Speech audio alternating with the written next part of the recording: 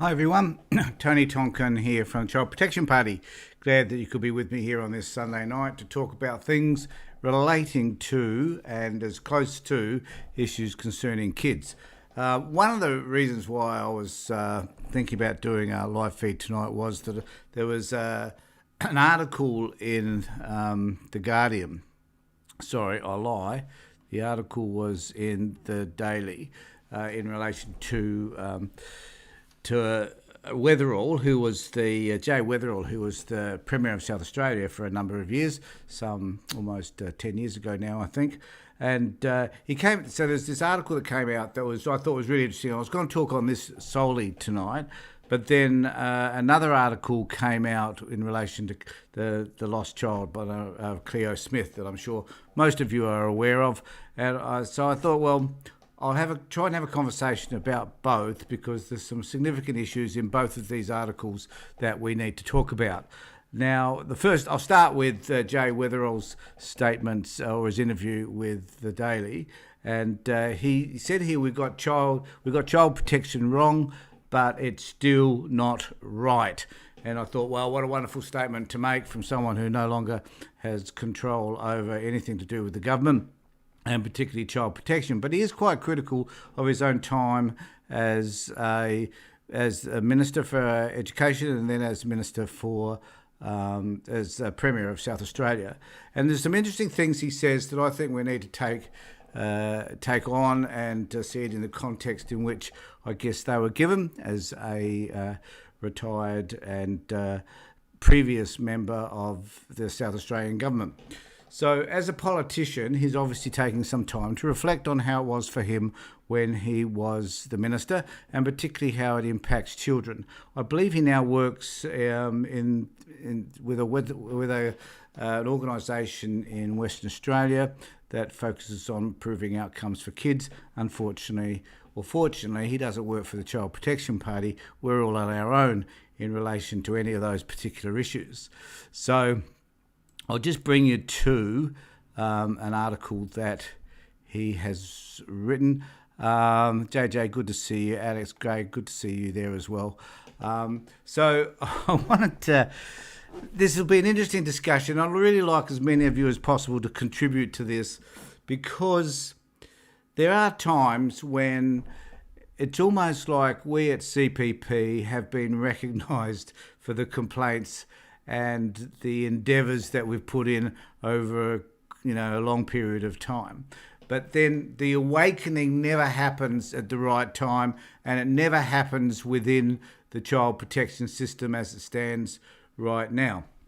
But I do want to read to you what some of the things that came out of the Daily that Weatherall says. This is important to all of us who are interested in this particular area. Now, he says... that's the former Premier, so I'll just read the first bit. The former Premier, Jay Weatherall, says his government poorly executed a failed plan to improve the state's child protection regime, but believes the current system perpetuates an absurd model that requires a fresh approach. Now, I just wish to say on that matter that we've been advocating for a fresh approach around child protection forever, and that it's great to hear someone like Weatherall, like him or not, who has come out and actually said that the model that we currently use is absurd. The fact is that the model we have at the moment does not work for families. It does not work for kids. It needs to be abolished, and we need to find a way to see things differently so that we can change this system, this unhelpful, kind of corrupt, even though I hate using that word, unhelpful system, I guess is really what I need to say. Now, it goes on further to say, I think that there's always an opportunity to make political mileage out of awful things that go wrong in families and try to sheet that home to the government of the day, he said. I think this current Marshall Liberal government here in South Australia he's referring to has found to its discomfort that the same awful things that happen inside families continue to occur under their watch. Oh yeah, no kidding. They had a merry old time embarrassing us, that is the Liberal Party embarrassing the Labor Party, and of course it is embarrassing when the systems lets family down. It couldn't be more awful for the families concerned and embarrassing for the governments in government at the time. But that fact is bad things happen in the child protection system. That is a fact. There isn't a child protection system anywhere in the world that's going to stop bad things from happening. Now, there's a lot in what he says there, and much of that, of course, we here at the Child Protection Party agree with. So he goes on to say here, just highlight this bit, where he says there's almost an inevitability to saying if you've done something different, this wouldn't have happened. And that is so true. And that is the reason why we at the Child Protection Party are concerned about the way within child protection system they go about making decisions that we know damage kids, damage families, rips families apart, and we have 1,000 stories to tell that are about that. And the other thing that I think concerns me most is that if they want to find out, and Weatherall never did this, he never did this. I knew quite well the chief executive of the time, and he was a fabulous bloke. And he tried to work as best he could within this system, but one of his policies was that he wouldn't meet with families, and I doubt whether Rachel Sanderson here or any other minister throughout the country would meet with the families to talk to them about what is their experience of the child protection system, because amongst that sits a whole host of information which they could have used in order to better understand the system and to change the system accordingly. Goes on to say here, the whole investigation removal paradigm, it's what's wrong with the system. And I don't think there's anybody on this planet who would disagree with that. He says the state of child protection is one of my regrets, I suppose, that the way we go about things is not the right model. He says underneath that, I tried to do that with the creation of the new agency, which didn't work. Changing the name of an agency just doesn't work. Putting child protection within education in particular, that was a bad mistake. I think it was poorly executed and took responsibility for that. But what we need is an early childhood development system that strengthens families, and the idea of removing children, I just want to highlight this bit, this is so important. I think it was poorly executed and took responsibility for that. No, you didn't, Jay. No, you didn't. Never, ever, ever, ever, ever had I heard you take responsibility for it. But what we need is an early childhood development system that strengthens families, and the idea of moving children should be a last resort. And finally, the last bit I'll read of this, it's expensive and not a very good way of looking after families. We've got to find a better way of supporting families. Now, I just want to highlight that the issue for Jay at the moment is that he works for this organisation, I think in WA, that now works with early intervention or whatever. So let's be honest, he has an investment in that now. I'm assuming he is being honest about the number of kids that he had removed, and that that wasn't a good system. Okay, right, we accept that. The point is now, folks, we need to start finding out what is the best system. And I think here at CPP, we have an idea, as to 100 ideas, I guess, but a few ideas in particular that would change this system forever. And that would mean that kids would remain within the families more than they are being taken away. At the moment, this rate of kids being removed is increasing at an alarming rate. Exponentially, we're going to probably wind up finding more kids in care than not. So we need to find a way to fix this system so that it's working with families more appropriately, or just, quite frankly, working with families at all would be a nice change. So I just want to highlight the issues that this article raised for me, that Jay Weatherall was admitting that he got the child protection system wrong. And I'm hoping that Susan Close, who was there in the government as well, may take the same responsibility. And I'm hoping that Rachel Sanderson may wake up and realise that the system that she inherited was crap, they have made it even worse than it was before, with more and more removals happening under her watch. And there is a way to solve the problem. I don't know how more I can get that across to people, how more enthusiastic and animated I can become to convince the government that there is a solution to this problem, and we need to find, and we at CPP know what that solution is. They just need to make contact with us, and we'll start talking to them about how to make those changes that are going to make a difference, particularly to families and so on. So I'm just going to check to see. Right, there's a few messages happening here. So thanks everybody for messaging in. I need to say, JJ says I need to be the minister. Yeah, I've got to get into Parliament for JJ, and then I'll be more than happy to take on that role. But it's very, very unlikely. But I like to be able to at least have a say, and this is why we exist, so that you have a voice, so that we can all have a say in what this system should look like. This is what it's all about. Now, I do need to get, though, to our next bit.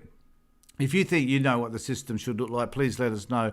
And I just need to say that if you happen to be watching us on YouTube, where we're also setting this, please subscribe, ring the bell, do what you need to do to get future notifications when we're doing live feeds and other stuff. So just subscribe to us on YouTube. If you are watching this, please share it. As we're watching it, please share this to your groups, to your family, so other people can see what it is that we're doing at CPP. Okay, just want to come now to the next clip I have, which is about Cleo Smith. Now, I do need to say that this is a very distressing event. That this young child has gone missing, and there's lots of sort of people wondering as to how this happened, and it's disturbing because people start to make assumptions, I think, that are based on zero fact, and as a result, that can be very harmful, particularly to the family. So I'm going to ask our audience to not make any assumptions about what's happened to Cleo. And not to make any assumptions about her family or whatever. Look, within the child protection system, we have continual assumptions by professionals made about the families that we work with, just based on the areas in which they live and the colour of their skin. Now, we don't want any assumptions to be made about this particular family. I'm sure that her parents are distraught about what has happened to her, as we are, and I'm hoping that at some point, soon I hope, she's found and returned back to her family. But I want to make some relevant points now that I've said all of that about what's going on. The police believe that she has been abducted, and I'll just bring this page up. Chloe's case has drawn a high level of media and public scrutiny. Google is turning over, I thought there's over 56 million hits in the child's name. Multiple news stories appear daily from. So this is an article that was in The Conversation, and I do thank Clinton for sending this. It's a fabulous article, and it does help to make us aware of a number of issues that are important to us here at the Child Protection Party. However, social media has also gone wild. Now, this is the point I wanted to make. Social media has also gone wild with speculation around all of this, and it's wrong. Comparisons are also being drawn. So this is the other thing. At the time, now there'll be many of you out there who would not remember Azaria Chamberlain going missing and the bun fight that pursued. Now, a lot of that bun fight was really about the fact that the people from a certain religious group were seen as not being emotional and a whole lot of other stuff. And people just drew the most bizarre conclusions from Lindy Chamberlain because of how she responded around her child missing. It was her way of coping, we now know that, but people made terrible assumptions. I'm not suggesting that any assumption, or I'm suggesting actually that you shouldn't make any assumption about this case in relation to Cleo, and that we should just watch it separately. But the point I want to make is this. And I'll just try and find it. So we've had a number of cases where this happens. So this is the point that I want to make. More recently, 3-year-old Anthony H.A. Elfalek, a non-verbal boy with autism. You may remember that story, went missing from rural property, New South Wales in September 2013. Oh, I'm sorry, I should be putting that on the screen. Fortunately, he was found safe and well after 3 days. And clearly, everyone's hoping the same will happen with Cleo. And this generates a lot of public interest. Now, this is really quite interesting. So, children represent our future. We are heavily invested in kids from both an evolutionary perspective as well as psychologically. When a child goes missing, the event represents a threat to our sense of predictability, order and security in the world. Consciously or not, we have a desire to fix this, which can only occur if an abducted child is returned. This is the point I want to make in a second. Without the child being returned, the need for certainty in our own life is difficult to restore. Children, after all, continue our gene pool and bloodline. Arguably, without them, we are only one generation away from extinction as a species. Now, what I want every one of you to do is I want us to think about what they're saying there in relation to child protection, the removal of children generally, because this applies. And it's interesting that this statement should be made in relation to a child that many people are concerned about having gone missing. Children represent our future. We are heavily invested in kids from both an evolutionary perspective as well as psychologically. When a child goes missing, the event represents a threat to our sense of predictability, order, and security in the world. Consciously or not, we have a desire to fix this, which can only occur if an abducted child is returned. Think of this in relation to child protection. Without the child being returned, the need for certainty in our own life is difficult to restore. Children, after all, continue our gene pool and bloodline. Arguably, without them, we are only one generation away from extinction as a species. Now, I think that we all need to reflect on that in terms of child protection, because we here at CPP have been saying forever that children are our future, and that there are heaps of parents out there who have had their children removed from them and have very little access to those children. Now, it is sad that this child has gone missing. Very, very sad. And we all need to work to find out what has happened to this little girl, and hopefully she'll be returned to her family.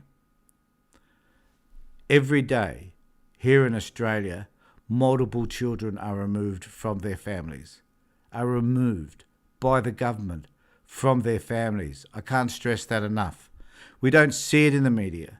We don't hear it on the radio or television or anywhere else, or even across the internet apart from here. We are numb to the fact that so many children are removed, taken, abducted, stolen, whichever word you care to use, and nothing is said about it. Nothing. But here we have a little girl who's gone missing under certain extreme circumstances, and it's all over the news. 56 million people have dialed into Google to find out more about it. People have become obsessed about this little girl who has been probably taken, or I hope not, but she may be dead by now. But and the parents are worried. The parents are distressed. Every day here at CPP and around Australia, people are suffering because their children have been taken from them.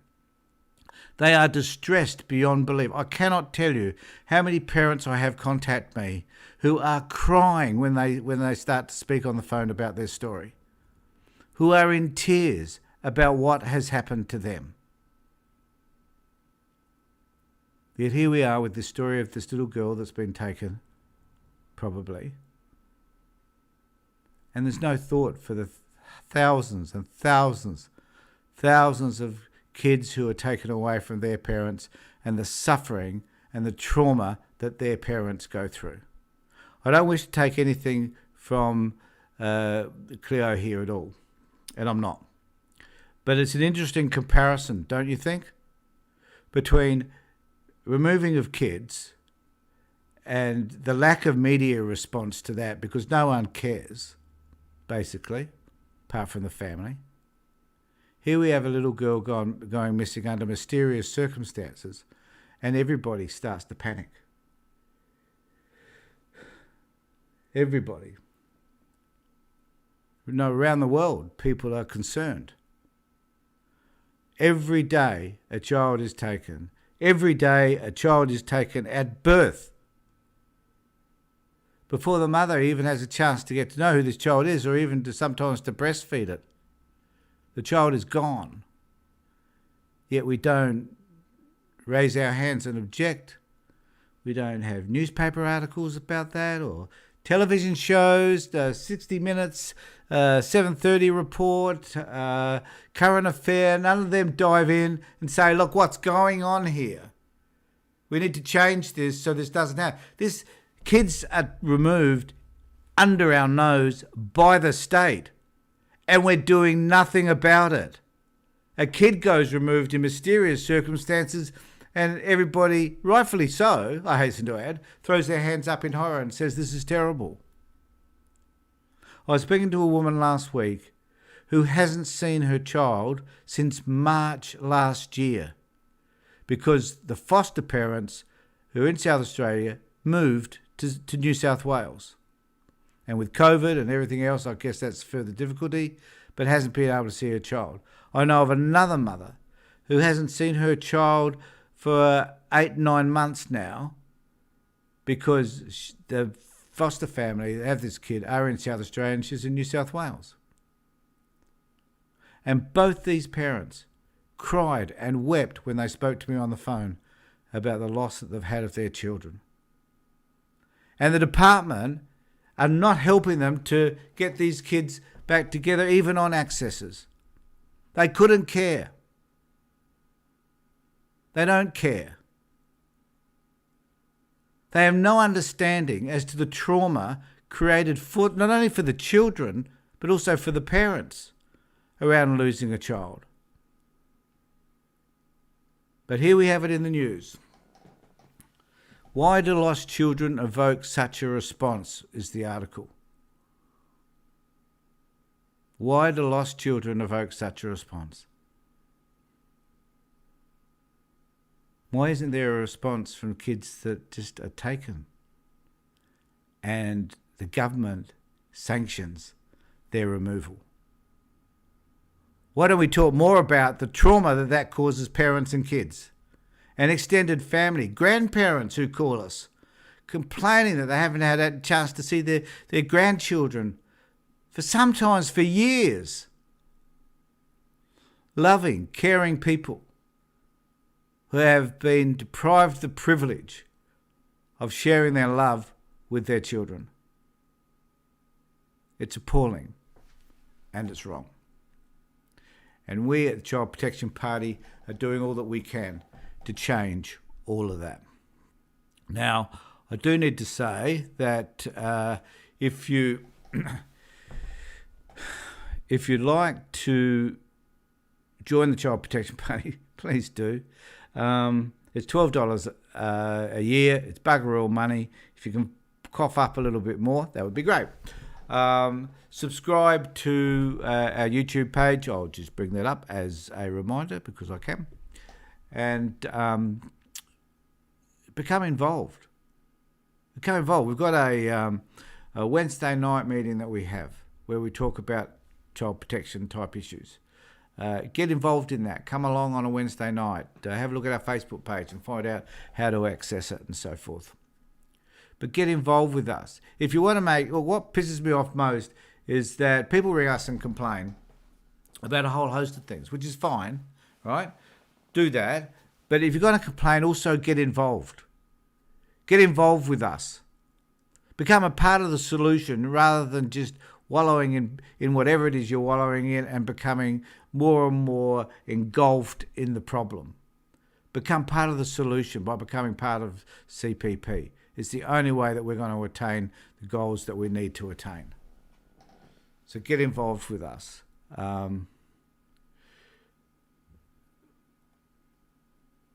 Yeah. Clinton said, wouldn't it be great if we paid this much attention to all children that were like Chloe? I'm going through stage 4 cancer. Right, so Michelle Daniels. Right, okay. Some more excuses for that.